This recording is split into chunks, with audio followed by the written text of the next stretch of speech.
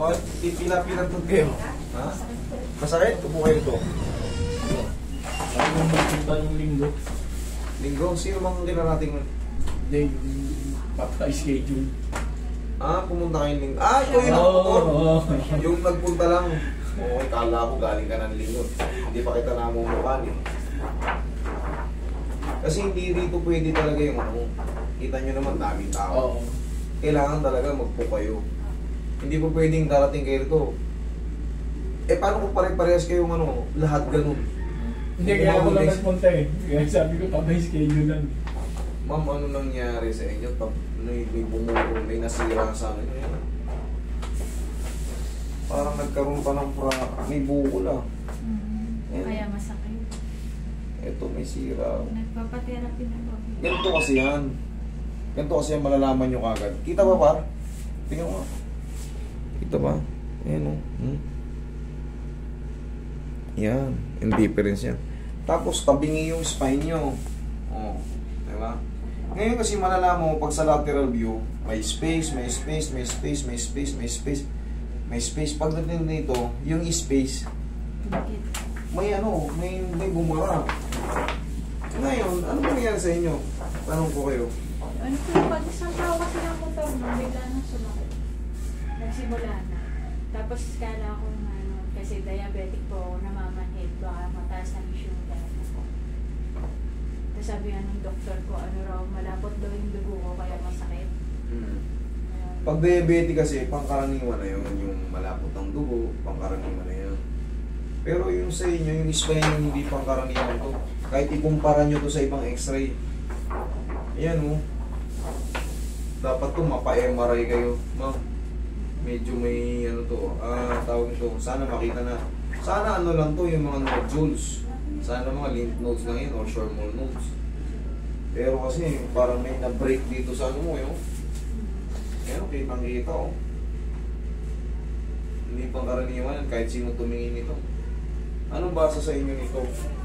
Ha? Anong basa sa inyo? Tingnan ko. Ano yung impression sa inyo nito? Meron siyang pang ibang ano eh. Meron siyang ibang tama oh. Ano nakikita ko? Yung nilista ng doktor sa orthopedic. Ano? Meron siya sinabi, hindi ka naman maintindihan. Meron siyang sinabi sa inyo?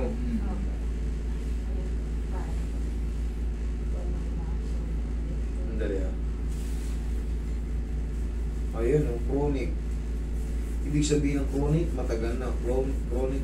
Kaso ang hirap basahin ng ano eh. Ang sulat ng doktor eh. Chronic low back pain. Oh shit. Mahirap po no. Secondary siguro eh. Dito lumbar spondylosis with lumbosacral radiculopathy. Ayan o, radiculopathy. Group C to NHP. Ano? NAP? Hindi ko kasi gano'n pagkala. Ayan, meron siyang radiculopathy sa lumbosacral. Yun yung nakikita natin kasi sabi ko nga sa inyo, hindi pa ang karaniwan yan. Ngayon, para pero mo cellphone, para pakuha mo cellphone. May load to? Meron. Dito na. Ngayon, para mas maintindihan natin pare-parehas,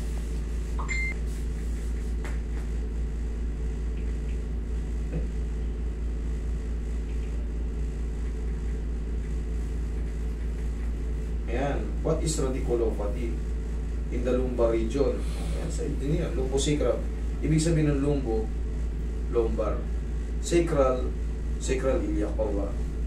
Ayan o, lumbosacral, radiculopathy is an inflammation of a nerve root. Ayan, okay. The lower back which is causes symptoms of pain, irritation in the back and down the legs. This condition usually involves the sciatic nerve and therefore is also called sciatica. Lumbar radiculopathy causes USCF, causes treatment USCF. What is the main cause of radiculopathy? Yan, tuloy, dire-diretso na yan. Can lumbar radiculopathy be cured? What should not, why, what should not, what should you not do with lumbar radiculopathy? What's the difference between sciatica and radiculopathy? Anong difference niya? Radiculopathy is transient. with the pinching of the nerve, root and spinal column. Yan nga, yan yung magkikreate talaga. Yung radiculopathy kasi, based dyan, chronic na yung ano mo. Chronic means, matagal na panahon na mayroon ka dyang back pain, tiis siguro. Siyempre, Titiis niya lang. meron din kayong spondylosis. Ano yung spondylosis? Bitin kasi yung ano bitin kasi yung ano dyan. Sa x-ray lang kasi, bitin kasi, nakalagay lang, meron kayong lumbar spondylosis. Ilan? Yun ang tanong. Meron kasi yan, L1, L2, L3, L4, L5.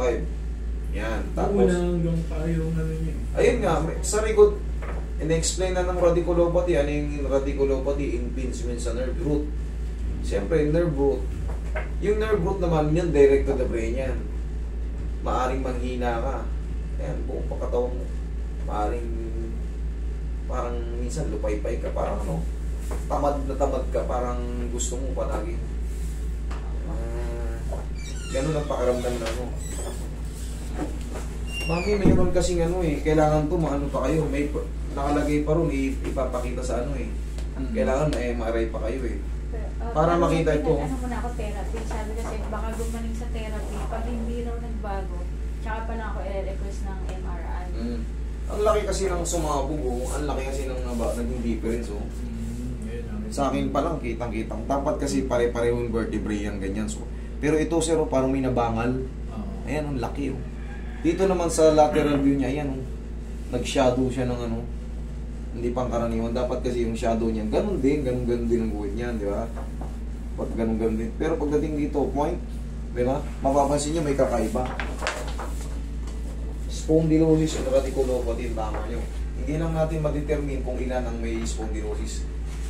Yung radiculopathy, lumbosacral, it means L5S1. Yun ang ibig sabihin ng lumbosacral. Lumbar, sacral, S1, S2, S3. Yan ang ibig sabihin ng lumbosacral.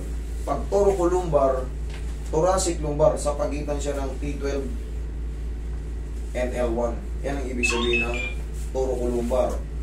Lumbosacral sa baba. Okay, ma'am. Ito, ititrip ko kayo, i-apply ko yung best ko. Sana mawala, pero kung meron pa, balik-balik lang kayo kasi hindi ko maipangako yung may kakaiba talaga sa x-ray niya, kita talaga.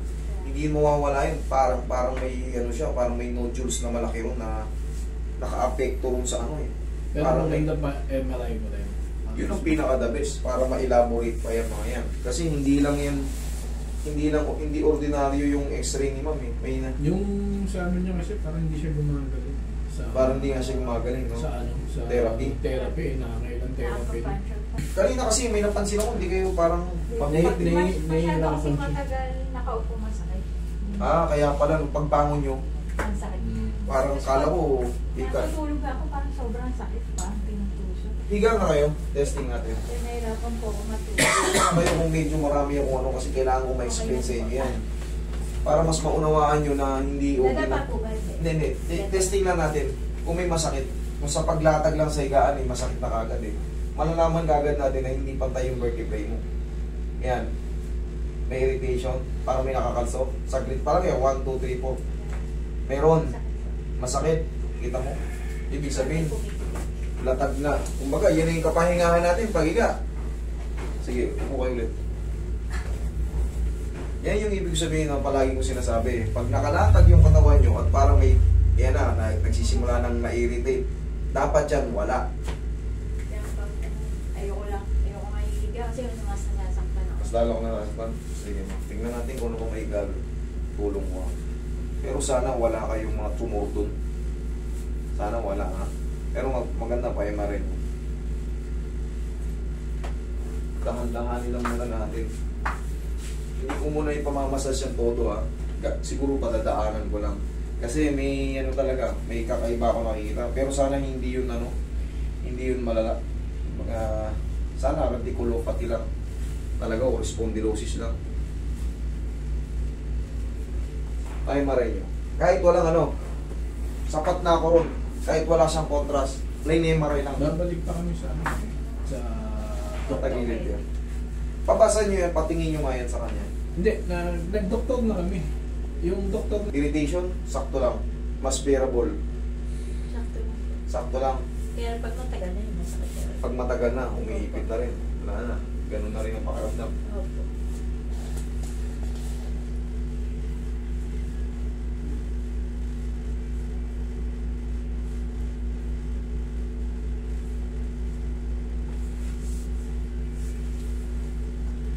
Relax lang.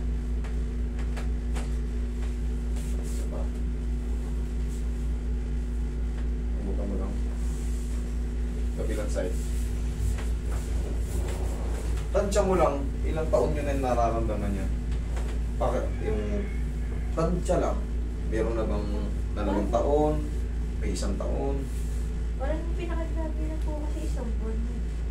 Yung Kasi pinakagrabe. parang minsan pag na ano lang po kasi parang pag napagod masakit. Sabi ko, baka pag- Parang pag ganun-ganun lang. Hindi siya talaga yung consistent talaga Oo, na... masakit. Yung last na masakit talaga, yung sumampa nga ako sa buto, tapos mula nun, sumakit, hindi na nawala. Bakit big bike yung motor mo? Big bike ba yung motor mo? Hindi.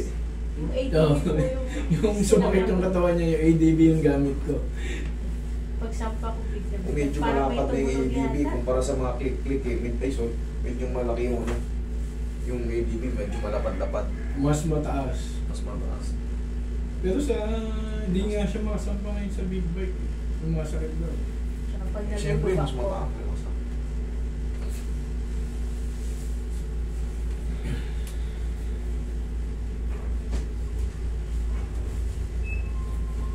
Bihaya ka ma'am. Matake natin. Bihaya ka ulit. Bilisan lang natin. Kasi sumasakit ito pag nakalatag. Huwag mong lalabanan mo ma'am. Isa pa. Sana matanggal yung impingement. Dapa ka ma'am. Sige.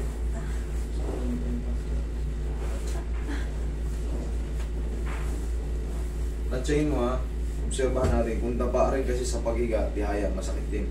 Pag nakadapa, kayang tumagal o hindi kasi papalitan ko ng posisyon kung saan ka tayo maaluan. kaya po. Sure? Opo. Hindi ka mamamanhid? Okay naman? Opo. Okay, good. Pwede tayong magtagal. Pero pagka hindi niya kayang ganun, hahanapan natin, maring patagilid. Pero pag okay naman, kasi sa palapat, hirap siya eh. Talaga nag-create ka agad ng irritation. Lambutan mo lang mama. Yan. Sige lang. Pati buong likod. Sabihin mo kung namamanid ka ha, para malaman natin kung paano i-discard yan.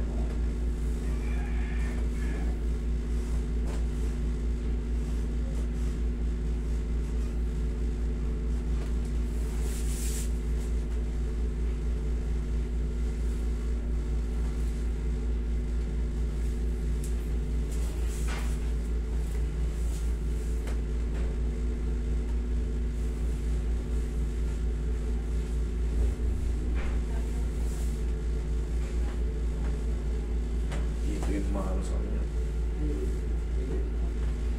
Namuta mo lang ma'am. Kaya namuta mo lang.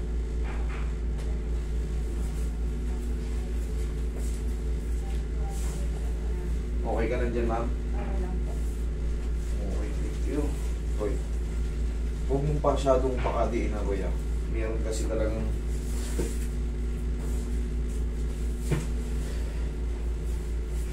sana sumingaw ka agad. Pag pinahiga ko siyang palapat at na-manage niya, di mas maganda. Dahan-dahan lang ha. Biis lang ha. Yung kapatid ko, yung ano model. Mabilisan lang to. Lagay sa dibdib yung kumay. Tapos titignan natin kung makakatagal na siya sa pag-higa. Okay, relax lang. Inhale. Exhale. Thank you. Diyan ka lang muna. Huwag mo munang tanggalin ito eh. Mas komportable. Okay, relax lang muna. Hayaan mo lang muna sumingaw. Kumbaga, titignan natin kung makakatagal si Ma'am. Kasi kanina alam niya naman, pinagkaya ilang segundo pa lang, halos 3 seconds na. 1, 2, 3, eh na, parang may nagkikrito. No?